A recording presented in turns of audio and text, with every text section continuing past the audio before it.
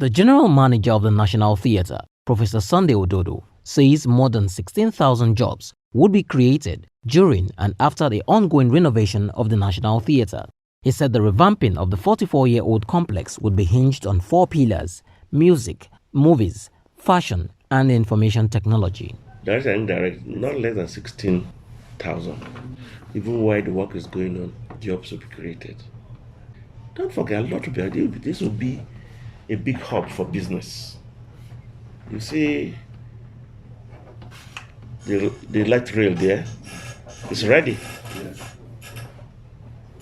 They're just waiting for all of this to be in place.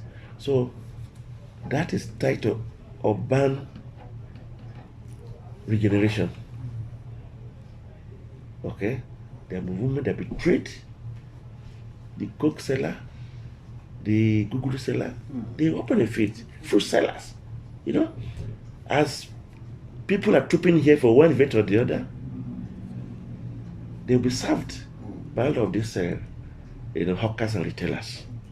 The Central Bank of Nigeria and the federal government recently signed a Memorandum of Understanding for the renovation of the complex.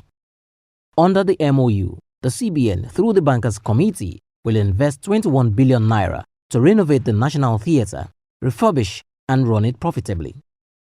Ododo said when completed, the edifice will boast of world-class facilities.